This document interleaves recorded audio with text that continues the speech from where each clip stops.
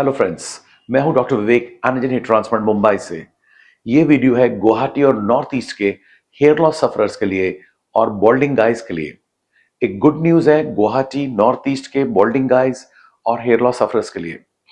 Energy hair transplant Mumbai, जो कि one of the finest hair transplant clinic of India है, ने एक नई डिवीजन शुरू की है, Anagen Flying Hair Transplant Doctors. So we have a flying super hair transplant doctors and technician team.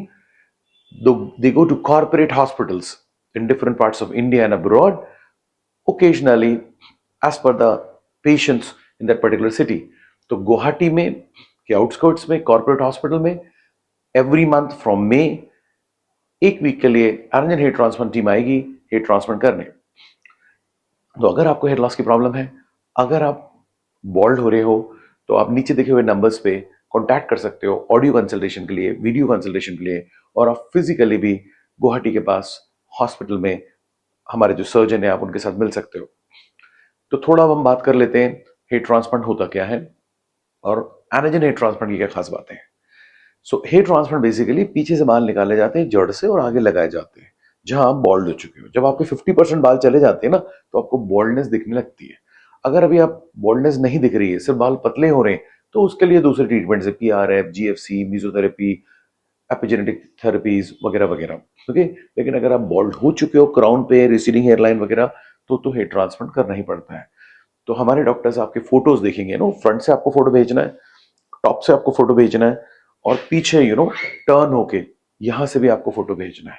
तो ये जब 3 फोटोज आप भेजोगे तो हमारी डॉक्टर्स की टीम बताएगी कितने ग्राफ्ट, एक ग्राफ्ट को हम नॉर्मली 2 हेयर फॉलिकल बोलते हैं, तो कितने ग्राफ्ट लगेंगे, है ना। 1 दिन लगेगा कि 2 दिन लगेगा। नॉर्मली 6-7 दिन की छुट्टी लेनी पड़ती है, 1-2 दिन की सर्जरीज होती है। उसके बाद आप हेड वॉश वगैरह के लिए आते हो, पहले ब्लड टेस्ट वगैरह होते हैं, 6-7 घंटे की सर्जरी होती है, फिर रोज आप घर भी जा सकते हो। तो एक बेसिक आइडिया था, मतलब पहले फोटोज भेजो, आप आपकी मेडिकल फिटनेस देखेंगे आप फिट हो कि नहीं, फिर डिसाइड करेंगे आपको कितने बाल चाहिए, फिर हमारी टीम बताएगी आपकी क्या कॉस्ट लगेगी। ओके, रफली आपको 1 हफ्ते की छुट्टी लेनी है, 1-2 दिन की सर्जरी है, वर्क फ्रॉम होम करेंगे बाकी दिन। तीसरे महीने से बाल आते हैं, 6-8 महीने में अच्छे बाल आते हैं, 10 महीने में लगभग लगभग काफी अच्छे बाल आ जाते हैं। इन बाल को मेंटेन करने के लिए कुछ स्प्रे या कुछ टैबलेट लेनी चाहिए, तभी आप लंबे समय तक मेंटेन कर पाते हो। और बिफोर हम आपको ट्रांसप्लांट के लिए लेते हैं, देखते हैं डैंड्रफ तो नहीं, बॉयल तो नहीं और कुछ प्रॉब्लम तो नहीं, पहले उसको करेक्ट किया जाता है, एक्टिव हेयर लॉस तो नहीं हो रहा है वगैरह वगैरह। तो सबसे बेस्ट तो क्या होता है कि अगर आपके बाल झड़ रहे हैं, हमारे डॉक्टर से कॉन्टैक्ट करो, वो आपको फ्री ऑफ कॉस्ट ही बताएंगे, फोन पे ही बता देंगे कि भाई क्या क्या चीजें आपको भी सर पे लगानी है, क्या क्या आपको ओरली लेना है, ताकि प्रॉब्लम आने से पहले प्रॉब्लम बचाएं। कि जो बाल गिर गए ठीक है, जो बच गए उनको तो बचा लें, जो पतले हो गए उनको तो ठीक कर लें, इस प्रॉब्लम को प्रोग्रेस तो ना होने दें। और अनफॉर्चुनेटली अगर आप बॉल्ड हो ही चुके हो, ग्रेड 2, ग्रेड 3, ग्रेड 4, जिस भी लेवल के, तो फिर ट्रांसप्लांट करना पड़ेगा। नॉर्मली लोग जस्ट मैरिज के पहले करवाते हैं, 1-2 साल पहले, that's the peak time of your life to look the best. अब हम बात करते हैं कुछ खास बात जो एनर्जन हेयर ट्रांसप्लांट में, what is that difference. So एनर्जन हेयर ट्रांसप्लांट की 4-5 खास बातें जो एक्सक्लूसिव हमारे पास है। नंबर 1, हम इंस्टेंट FUE करते हैं। अधिकतर जगह क्या होता है, बाल निकाल के बाहर रख दिए जाते हैं किसी भी सोल्यूशंस में, जो कि ठीक है। जैसे उंगली कट गई, इमीडिएटली उसको वापस लगाना है। मछली पानी के बाहर आई, इमीडिएटली उसको पानी में डालना है। तो हम भी चाहते हैं कि यहाँ 37 डिग्री सेंटीग्रेड टेम्परेचर है, तो जैसे हमने बाहर लगाया उसकी हमने ब्लड सर्कुलेशन काट दिया, ब्लड नहीं मिलेगा बालों को, पौधे को, तो ऑक्सीजन कहाँ से मिलेगी, न्यूट्रिशन कहाँ से मिलेगा, वो मर सकता है।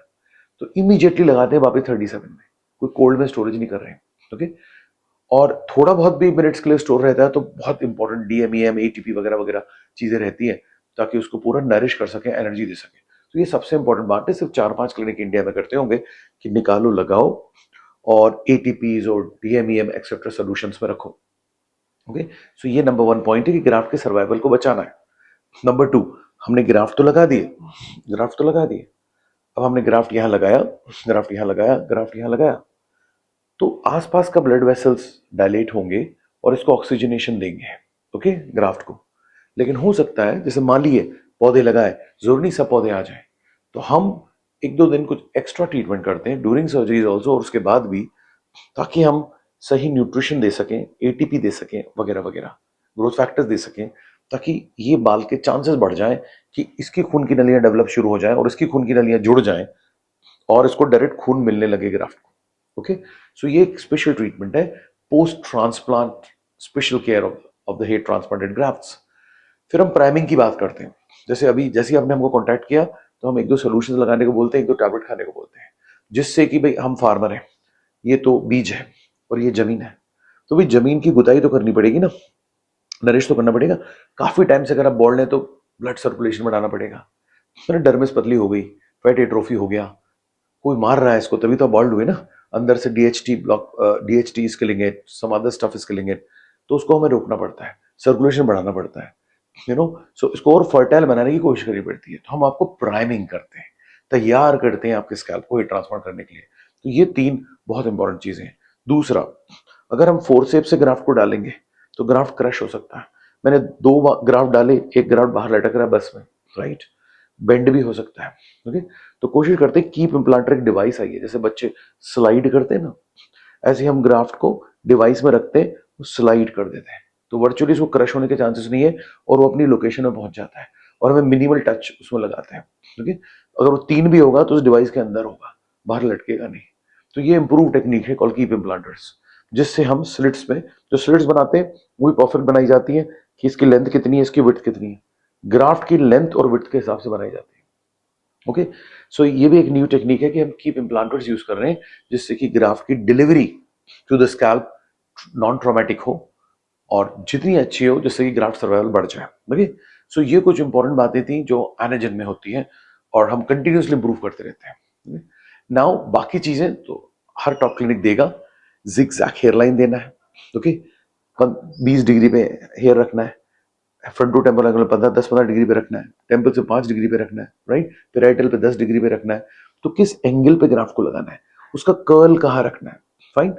उसके बाद जिगजैग हेयरलाइन होना है, जैसे समुद्र की लहर होती है ना, जिगजैग जिगजैग समुद्र की लहर होती है, सी शो, ऐसी जिगजैग इरेगुलरली इरेगुलर नेचुरल। आप किसी के भी बाल देखो जो गॉड ने बनाया, जो भगवान ने बनाया, बिल्कुल नेचुरल रहते हैं, कोई पैटर्न स्ट्रेट नहीं रहता। और नेचुरल में भी कैसे नेचुरल रहते हैं आप देखो लोगों के बाल। ठीक है, फिर ना सॉफ्ट हेयर हमको यहाँ से निकालने पड़ते हैं या कान के पास से। तो अगर मैं मोटे मोटे सिंगल्स लगा देंगे तो भी मजा नहीं है। सॉफ्ट हेयर लगाएंगे, जैसे पंख होता है ना, फेदर फेदर की ग्रेडियंट होता है फेदरी, कि सॉफ्ट हेयर लगाओ, उसके कलर भी लाइट होगा, उसका डायमीटर भी कम होगा, ओके, और वो स्लो ग्रोइंग होगा। तो वो पहले लगाना है, उसके बाद सिंगल लगाना है। और डायरेक्शन 20, यहां पर 15, 10-15, यहां पर 5, बाकी फ्लो देना है उसको, राइट, फ्लो देना है बालों को।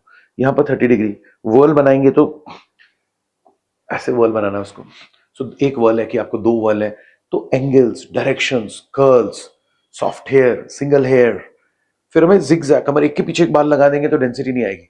जैसे ब्रिक्स लगाते हैं ना, दीवार, आपके सामने दीवार होगी, तो अच्छा दीवार में ब्रिक्स कैसे लगे, फिट होते हैं ना दीवार में ब्रिक्स कैसे लगे, तो वैसे ब्रिक्स लगाने हैं। Okay, so because of these bricks फिर आपको डेंसिटी अच्छी दिखती है। सो वो भी एक इंटरलॉकिंग पैटर्न कहते हैं, द ब्रिक पैटर्न।